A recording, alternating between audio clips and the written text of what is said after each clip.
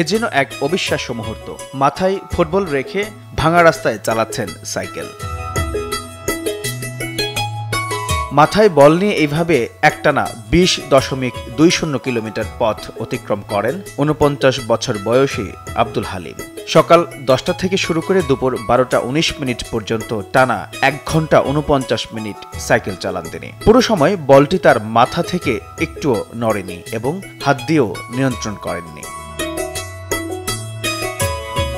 আর এভাবে চতুর্থবারের মতো Guinness book of world রেকর্ডসে নাম লিখিয়েছেন মাগুরার শালিখা উপজেলার সদখালী ইউনিয়নের ছয়ঘরিয়া গ্রামের আব্দুল হালিম। গেল 22 ফেব্রুয়ারি মাগুরা ইনডোর স্টেডিয়ামে এই রেকর্ড গড়েন তিনি। যাচাই বাছাই শেষে গিনেস কর্তৃপক্ষ আনুষ্ঠানিকভাবে রেকর্ডটির স্বীকৃতি দেয় তাকে। যখন স্বীকৃতির খবরটা জানতে পারি তখন একটা আনন্দ আত্মহারা হয়ে যায় এবং এটা আসলে ভাষায় বর্ণনা করার মতো নয় যে কেমন একটা আনন্দ লাগে, মানে আনন্দে কান্না আসে, আনন্দে হাসি আসে। আব্দুল হালিম বল নিয়ে বিভিন্ন ধরনের খেলা দেখিয়েও তাক লাগিয়ে দেন সবাইকে।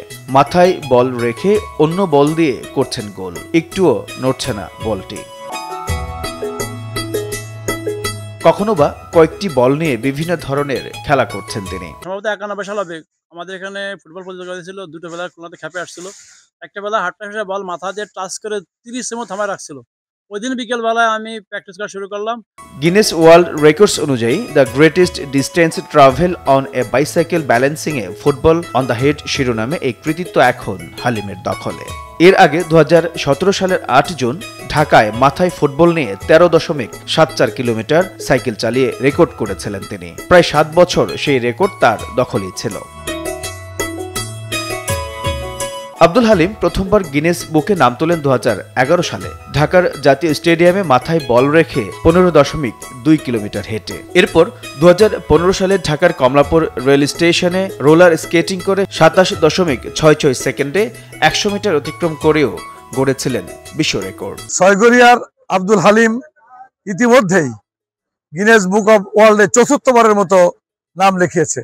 আপনারা জানেন ফুটবল নিয়ে সে এমন কিছু পারে না যা করে না, এবং ইতিমধ্যে আপনারা এও জেনেছেন সে 11টা ফুটবল একসাথে নিয়ে মুভ করাতে পারে। হালিম জানান, ছোটবেলায় এক গোলকিপারের বলের ওপর নিয়ন্ত্রণ দেখে অনুপ্রাণিত হন। এরপর প্রায় 33 বছর ধরে ফুটবল নিয়ে নানা কসরত শিখে আসছেন। এটিকেই পেশা হিসেবে নিয়েছেন। তবে পৃষ্ঠপোষকতার অভাবে অর্থ কষ্টই তার এখন বড় বাধা। আমার এক সিনিয়র গোলকিপার ছিলেন, উনি বল মাথা দিয়ে টাচ করতে পারতো।